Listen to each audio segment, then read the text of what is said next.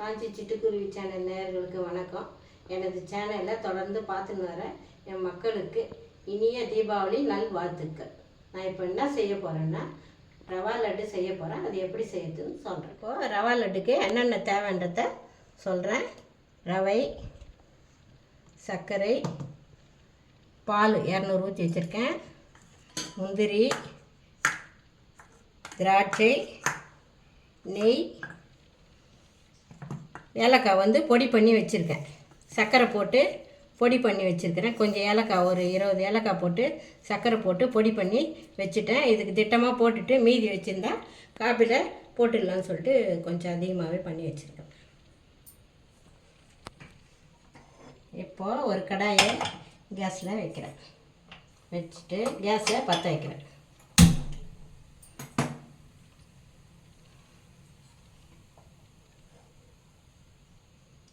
திட்டமாக தீ வச்சுட்டு நெய் கொஞ்சம் ஊற்றுறேன்.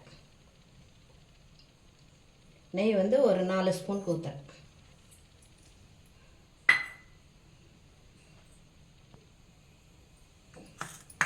நெய் காயட்டும், முந்திரி போடணும். பாருங்கள், நெய் காஞ்சிச்சு. இது வந்து 10 கிராம் முந்திரி 2 உடச்சி வச்சுருக்கேன்.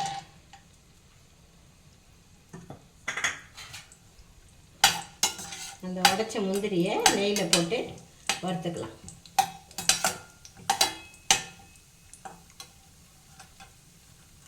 அதே போல் 10 கிராம் திராட்சை அதையும் நெய்யில் போட்டுடுறேன்.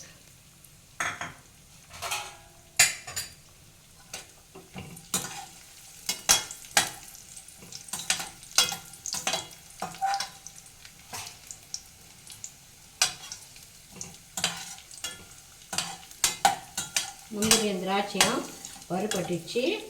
இப்போ நான் வேறு பாத்திரத்தில் எடுத்துகிறேன்.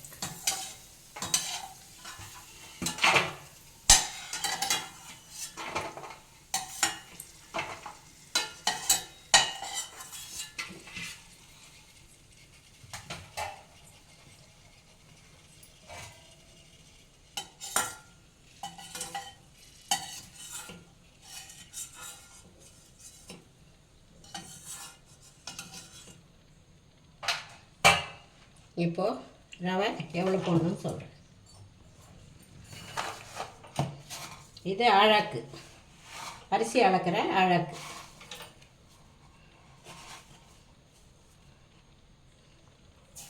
ஒன்று போடுறேங்க.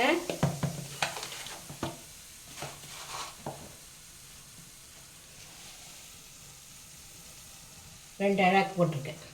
இந்த அழாக்கில் 2 போட்டிருக்கிறேன். இதை சிம்மில் வச்சுட்டு அப்படியே ரவையை வறுத்துடலாம்.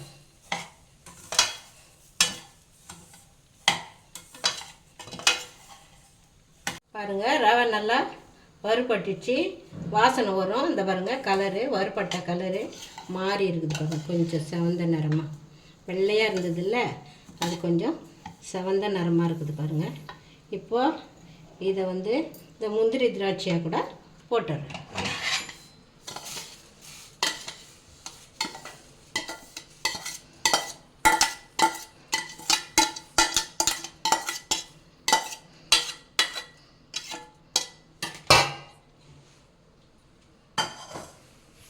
போட்டுட்டு இது ஆறட்டும், கொஞ்சம் ஆறட்டும்.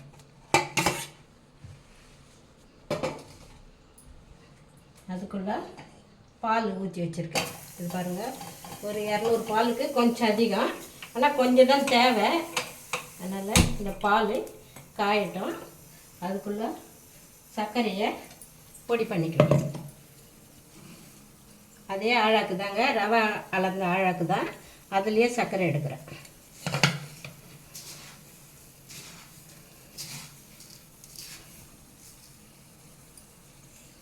ஒன்று இதில் பாதி போடுறாங்க,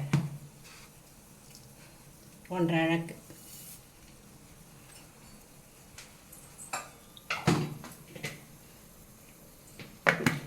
இதை கொஞ்சம் லேசாக பொடி பண்ணிக்கலாம்.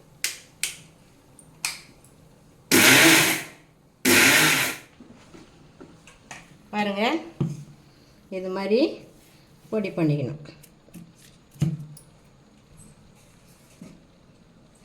இப்போ சர்க்கரையும் 2 இழக்கு ரவை, 1.5 இழக்கு சர்க்கரை,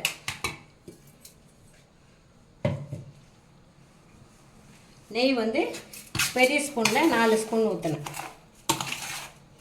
இதை ஒன்றா கலந்துடும்.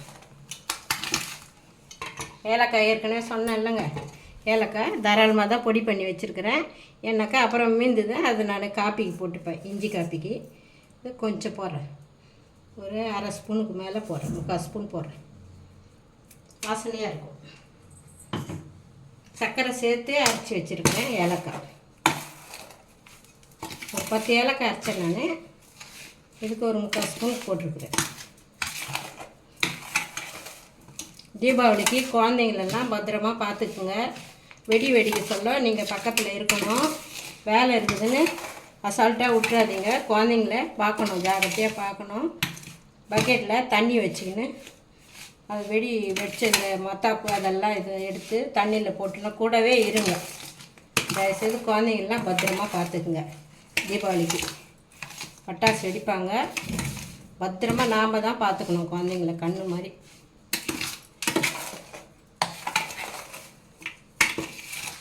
பாருங்கள், ரவையை நல்லா கலந்துட்டேன்.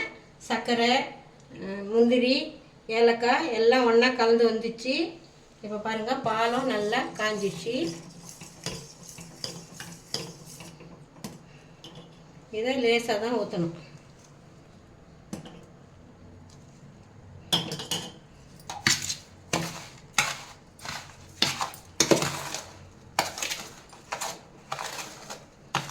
பார்த்து தான் ஊற்றணும்.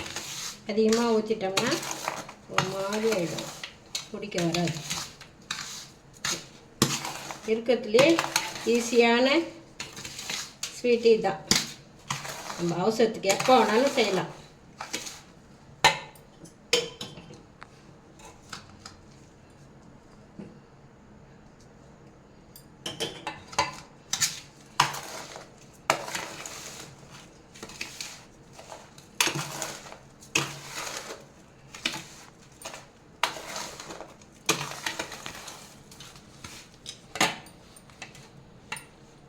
இப்படி பிடிச்சோம்னா பிடிக்க வரணும்.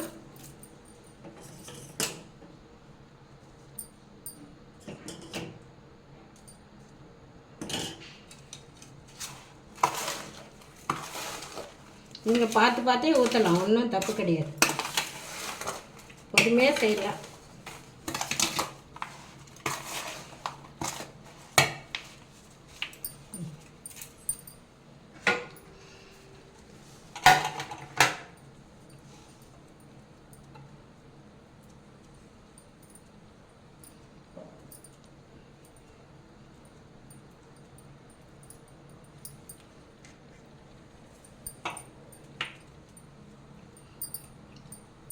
ஆச்சுன்னா இறுகிடுங்க.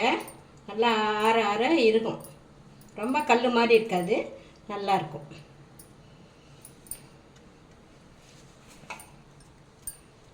எனக்கு தொடர்ந்து ஆதரவு கொடுத்துன்னு வாங்க. என்னால் முடிஞ்ச அளவுக்கு நான் செய்கிறேங்க.